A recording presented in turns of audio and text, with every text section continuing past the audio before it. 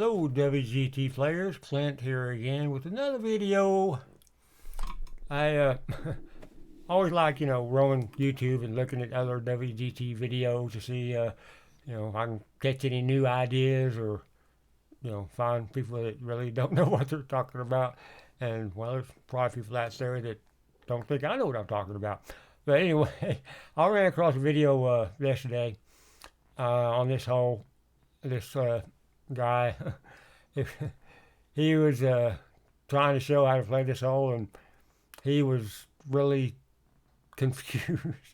It wasn't a good video. So I just thought that I would put my 2 cents worth in and show this hole here. Of course, it's Wolfcreek, what we call the mountain hole, hole 13. You got the front pin or the back pin. And if you watch my Marion back 9 video on hole 10, where I told you on one, the back pin, you don't want to go for the pin for the eagle unless there's a certain wind, because 9 times out of 10, that eagle you're trying for will end up to be a bogey or worse. It's the same thing on this one here. You got, of course, the front pin, the back pin. And, of course, the back pin's about right here. Now, on the front pin, of course, you got this big slope right here. You got this crappy sand here, and you got this stuff back here. You don't really have a very big target for this front pin, because you definitely don't want to be up here, because, the putt would be, well, if you've been up there, you'll know what it's like. If you're up here playing, you're going to end up down here the next shot or off the green. So you got a real small target for this front pin. So you don't want to go for an eagle, as in going for the pin. You want to go for this little fairway right here. Okay? I usually aim about in the middle, then depending on the wind. And there's nothing about this hole. On the wind, depending on where you go, it depends on which camera you look at to check the actual direction of the wind. Because on the camera, the wind's going, well, pretty much 12 o'clock, well, about 12:15. But that's with the camera facing this way, okay? Now, you're pretty much still facing the same way if you're going for the fairway here. So you can go ahead and, use the wind that's showing. But whenever I do it again, later in the video, I'll have the back pin, and you have to do a little different, because the back pin, instead of going, almost straight, you're going, all right. You go in that direction, which is basically almost, see, I'm back there. Hello, there I am. You want to aim using the back view, but look at it backwards. And what that means is, see, it's showing for about 4 o'clock-ish. So that's going backwards. So actually over here, the wind will be about, instead of 4 o'clock, it'll be about 10 o'clock. Okay, so it'd be about 10 o'clock going this direction.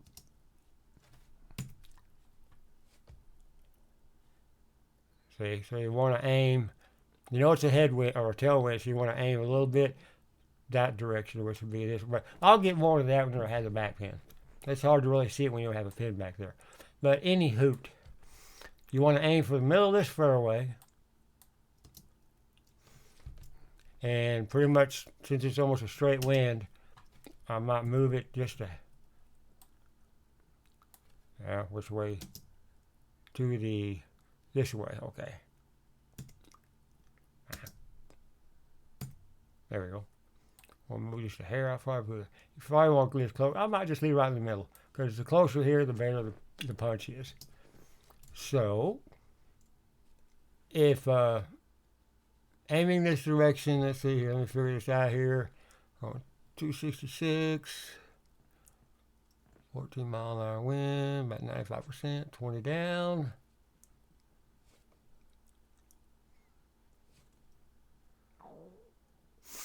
If you hear my stomach growling, it's because I'm hungry. 3 wood, 9%. Roll back.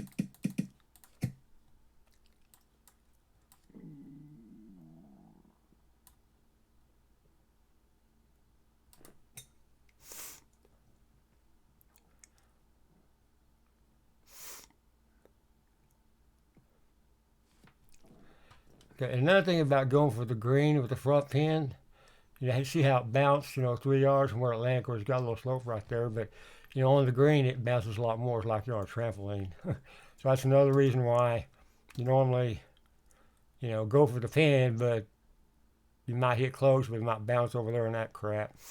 So now you just got a pretty easy punch to go in. And instead of going for an eagle, you got a great chance for a birdie. And worst case scenario, you screw up on your punch, par. But pars are better than bogeys. Okay. So what I do, of course, you got to slope over here, so you don't want to aim too much this direction. You just want to get somewhere close. Not a whole lot of wind, so I might just leave it in the pin. And see here, 34 yards.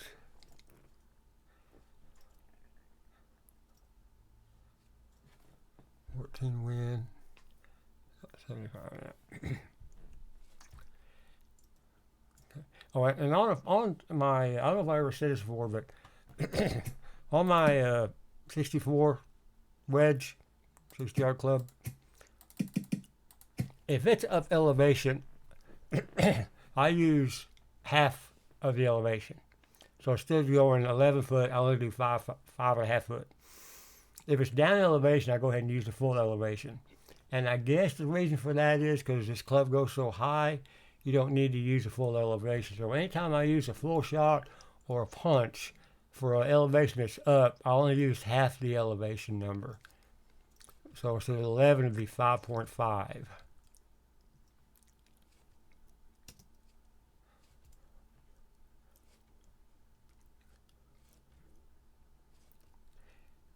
Okay, and whatever your punch might be, you don't want to do the full clicks or full back that you normally use. Like for this shot here, I'd go 75% for 3 clicks back, but I'm gonna go 1 click back instead of 3 because I don't want it to go backwards down that hill there. You'll have to play with it, and everything. Of course, I'm on a 12-speed green instead of 13 because I'm in practice mode. So I'll just do it the way I normally do it. It should get at least close.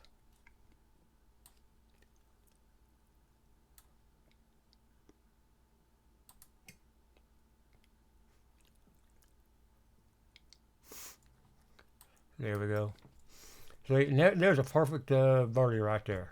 Just knock her in and boom, there she is. All right, now let me pause the video and I'll get to the where I can get a back pin. Okay, I got the back pin now. So on the back pin, you got, of course, bigger target area. You just want to be on the green, basically. I mean, that's the only thing that matters is getting on the green, up here somewhere. Even if you're down there somewhere, at least you're on the green on your first, on your drive. So looking at it, of course, the pin itself,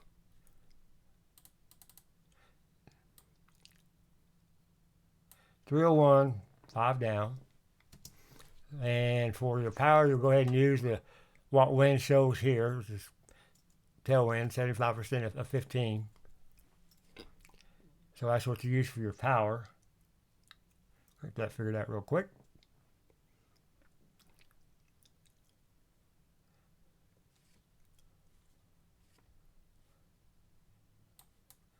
Okay, 87 full back. And then you figure out the wind. Now the wind, like I was saying, you're coming in an angle instead of earlier you're coming pretty much straight when you're going for the fairway down here. Now you can also go, if you just don't want to go for this at all, you can still go for the fairway even on the back pin and still have an easy punch to come up. And it's even an easier punch because you don't have a slope as bad below the pin like you do on the front pin. So if you want to on both front and back pins, you can go for this fairway each time and you just punch it up. And you still get a clear chance for a birdie. This depends on, what you feel comfortable with. But it's just saying it's a lot easier to hit the green on the back pin than the front pin. There's not as much damage if you miss the green, which I'll show you that too. If you hit it too far or too high up or whatever, I'll show you that too. But There's no bunkers over here to get into, just some, dirt. But if you still feel comfortable on either pin, just go for the little fairway patch right there on both pins. So this one here is almost a side wind, facing a little bit away from me still, because remember it's backwards, because I'm looking at it backwards. So instead of over here, it's actually going about that way. And so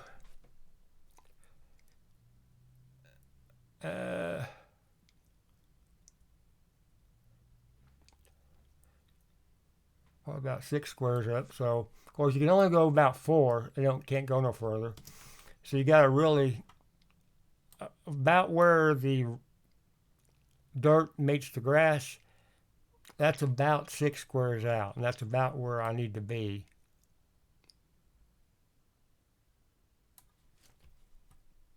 Let's see here.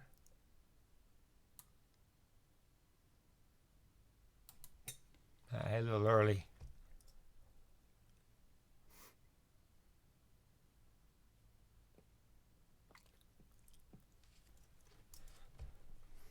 Okay, that's not too bad.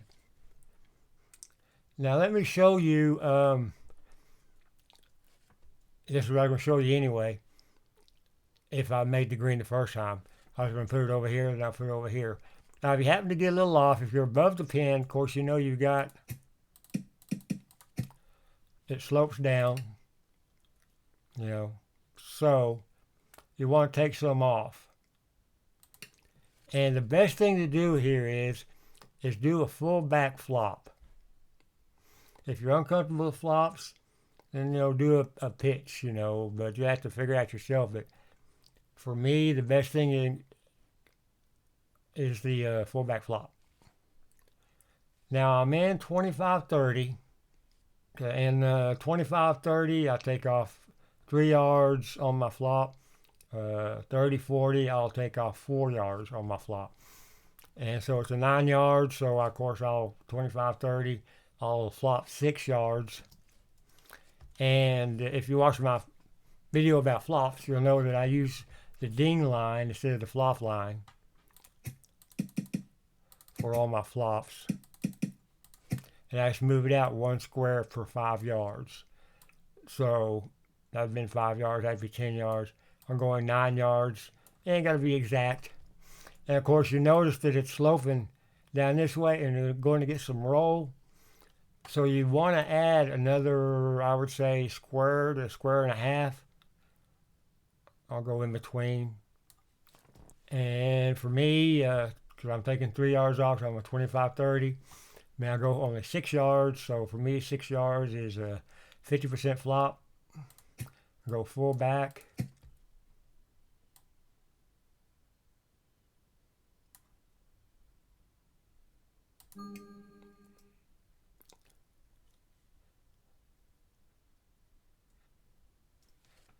And there you go. How far could have went even further out? Maybe actually in full square. It went 9 yards, and that's how far it was. So, 9 yards from the hole, but I only went 6 on 25-30, full back. And over here, see if I can get it over here. Well, I know I can. See if I can get in a good spot over here.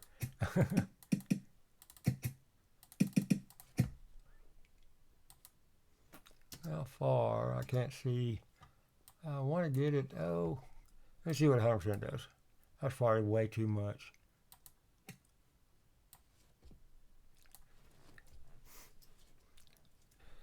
Now over here, you want to do a full flop because you're going uphill, and you're going, what I would call, against the grain or against the hill. Not like we were over here, we're going with the hill. So you don't want to take any off. So normally I would move this just a little more than a square and a half for 16 yards. But because of this slope, as you can see, it's going to, and being in rough, it's going to roll away. So you want to be, instead of a square and a half away from this, a square and a half away from the fringe. So move it up to the fringe, square and a half down. That right there. And my 16-yard flop is 90% half back. And the reason you don't want to go full back is because you want to do an actual full flop. Okay? And 90% half back is 16 yards, but I'm in rough 25-30. So I want to add 10% to that. So actually, it'd be 100% half back flop. Change it to flop. Don't want to do that. Okay.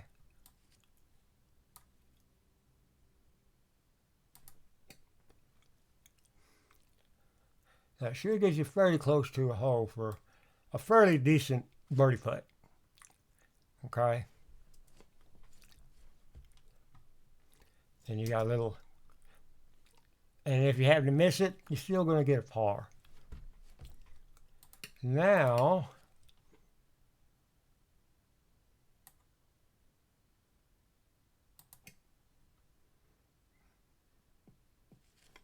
all right. Now over here, it's even different. All three sides is different. If you're on the right side in the rough, you'll still do a flop. You'll still do the actual distance, but you'll leave it in the pin because there's not as much, you're not more, going against the hill over here as I was over here. Because, 11 is a regular flop. I'd be over a square, lower square. But I want to leave it, I want it to land up here because it'll roll down a bit. So for me, whoop,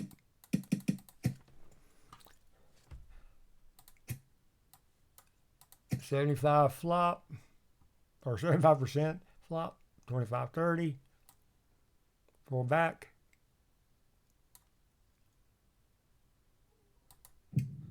Uh-oh. That's the end of my video. And there you go. And so, shoot. That's how you do that hole. I should have moved a little bit further. I didn't want to make it. So when you're, if it's the front pin, go for the fairway, that little fairway spot. Then just punch it up. And you can do it for front pin or back pin if you just don't feel comfortable being on the green. And if you're above the pin, you want to take, 3 yards off if you're in 25-30, 4 yards if you're in 30-40 on your flop. And do your regular aiming. And if you're on the left side, you want to do a full flop, an actual flop, with whatever it is you need to add for your rough. And instead of moving it, a square and a half or a square or wherever away from the pin, you want to move it that distance away from the fringe. Okay. So that's the old Wolfcreek hole13. Alright, well, I appreciate you watching my video. And if you have any questions and comments, just enter them below. And of course, if you have any suggestions, also enter them below. Thanks for watching and have a great day.